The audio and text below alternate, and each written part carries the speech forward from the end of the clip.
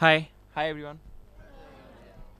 Okay, my presentation is going to be a little dull as compared to what Omkar told about his advertising thingy. I basically am going to try. It's a little extensive, so I'm going to try and compress it a little bit, and I'm going to try and tell you how my journey has been uh, since I started my commercial art in JJ, and sort of I'm trying to show how you can get into commercial photography through my story. Okay, so yeah, I did my 4 years of commercial art in JJ School of Arts, where we were exposed to different mediums of advertising, like graphic design, illustration, photography, exhibition design and display, like which is window display or making sets or making miniature models and stuff like that. We were also taught about advertising medias like posters and print, and like Omkar said, we are the cusp where digital was sort not like one of the main areas of advertising, and I somehow got in more attracted towards the execution aspect of advertising. like like Omkar sort of comes from the thinking part of advertising, where they think concepts, they think of insight and how an advertising campaign has to what the content of the advertising campaign. But I sort of come in the second part, where it's the execution of the campaign, where how you take the how you shoot the video, how do you take the photography, or how do you animate a particular film and stuff like that. So like this is photography, and I chose photography where I sort of was more attracted towards the print aspect of the medium. And in our fourth year, we were supposed to do two projects, one which is an advertising project, one which is an elective or a specialization project. And based on those two projects, we are sort of we enter the world of advertising, where we showcase our projects to people who come from outside, who come from the industry. And we're also taught the basics of photography. So this is what I've done in college. Okay, can I go from here? Oh. Okay, I'll just do it from here. So this is like an advertising campaign that Omkar thought for me, where like me and Omkar, we used to work together. Like he said, I used to do his photography, he used to do the idea work for me. And so an insight again, like we chose a product like Converse shoes, and we wanted to do something different about it. So the whole idea was around, you never know what you will try out.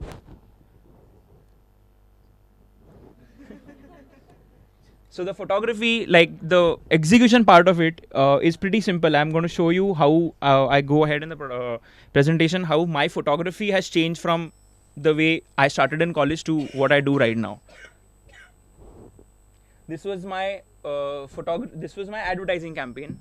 Then this was a part of my specialization photography campaign, where one of our professors had told that if you can look at your final campaign as something that you always wanted to do, but you could never do as a college student. And I sort of, that kind of thought struck to me, and I always thought that models or fashion photography or beauty photography is something that is very very challenging, very and very something that I don't think I can do, but I want to try and do it. So that's how I did an attempt in my final year, and this was the project. So yeah, so we had, like, I had friends who made different types of props for me, and then again Omkar helping me with the ideas.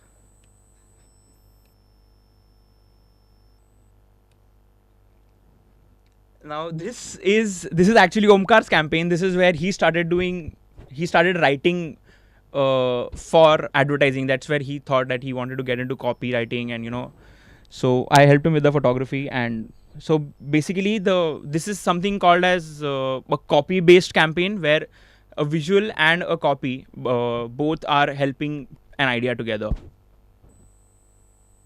And these are like simple assignments that we used to do in college, where they used to teach us how to shoot products, or jewelry, watches, and these are all regular assignments. I'm showing this because I've in the later part I just want to try and show how we've graduated from doing something like this very basic, something like this, to what I do right now. So just remember these images. So these are all different types of experiments that we used to do in college. So okay, so now after college, basically, like, I knew that I wanted to get into photography as a full-time career. So now as a college student, I didn't know that these, there are like a million ways of doing photography. It's only after I sort of got into my post-graduation course, and after I passed out, I have sort of realized the kind of fields that you can apply photography to. So some of them are listed here. So basically, photography, commercial photography is basically advertising. I'm going to give you examples also of all the different categories that I've mentioned here. So broadly, photography is based in these subcategories. It's fashion, people, product, and still life. Is basically shooting your Lakme products and shooting all your cosmetics, or shooting for fashion designers, shooting for fashion brands. F&B, food and beverage, the food and beverage industry. Then industrial, like shooting for big projects that probably Larsen and Toubro does, or say a steel refinery for that matter. They need pictures of all the industrial products that they manufacture. Then you have architecture and interiors, where you have to shoot offices, you have to shoot hotels, you have to shoot resorts, you have to shoot properties for builders. And then there's automobile, which is your bikes and cars. And a lot of automobile photography has sort of graduated into CGI, which is computer generated imaging, where car companies have a 3D model, a 3D mapped model of their car ready. Photographers are supposed to give a landscape, or they choose photographers who have good landscape shots, and based on the landscape, they make the entire car on the computers. So now you don't really shoot the cars, you actually shoot just the landscape, and the car is completely made on 3D. Then you have editorial, your magazines, where like your GQs and your Vogues, where you're doing editorial fashion work, products. Then you have National Geographic, where you have your people related documentary stories. And then you have fine art documentary photography, where you do your personal work and you sort of exhibit it around the world. You get in touch with publishers and try and publish books of an entire project. Weddings, of course, weddings in India are really big. So then you have wildlife and nature, also associated with National Geographic. And photojournalism, like shooting for newspaper, shooting for say New York Times, and basically doing journalism based stories. So I'm just going to go through a few examples to sort of explain these things. Fashion photography for designers, for their brochures, for their advertising, for their in-store advertising. Celebrity work for brands. So you have a photographer who's doing a celebrity shoot, and you have a photographer who's doing a product shoot, and both images together form their main ad. Yeah, typical advertising for fashion brands. So this is what I meant by saying by fashion and people photography. And I've tried to keep as much as in most of the work that I'm showing is all done by Indian photographers. So this is editorial people, like you're interviewing a celebrity for a small section of a magazine, and you do like a portrait of that celebrity in the magazine. Then you have your fashion stories. I'm sure you must be going through your GQs and Vogues and Cosmopolitans, where you see such kind of work, latest trends, and shooting cover stories for magazine. Then this is your still life products. A lot of this also is done on computer like 3Ds and stuff. Like you have, I think Parachute nowadays does all their product shots on CGI. They don't shoot the product, they actually do it on a 3D mapped thing.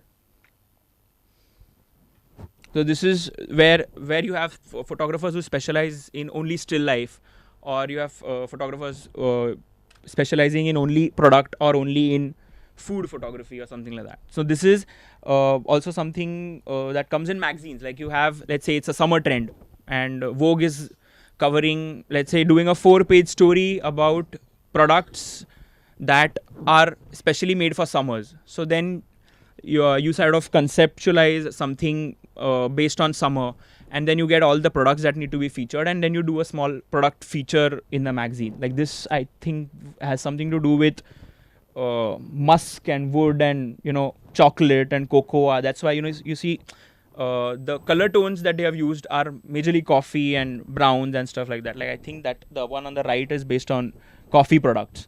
So they basically work around a central theme of what they want to show in that particular month, and then they shoot it. Food photography for restaurants, for chefs, for hotels, and packaging. Like you have a lot of namkeens and what you have your Saffola oats, and you have a lot of products that need like if you go into a supermarket, you'll have like a range of 100 products with great pictures on the packs, and that's what sort of gets you okay, you can differentiate from a Saffola from a Kellogg's by the way the pictures look. So that's where food photography is involved, where packaging industry requires food photographers for doing this. Pizzas, shooting properties for hotels, where like I think this is a Taj property. So this is basically architecture, interiors, landscapes. Are those kind of photographers do architecture, interiors, like shooting for hotels, shooting their suites, and using it for their websites, using it for their brochures, using it for their corporate promotions and stuff. Automobile, bikes. So here you have a celebrity photographer who also knows how to shoot a bike. So it's not just that a celebrity photographer is going to say, okay, I'm going to shoot only the celebrity. He also knows how to shoot a bike. So based on his expertise of shooting a bike and a celebrity, both is you have a people and an automobile together in one ad.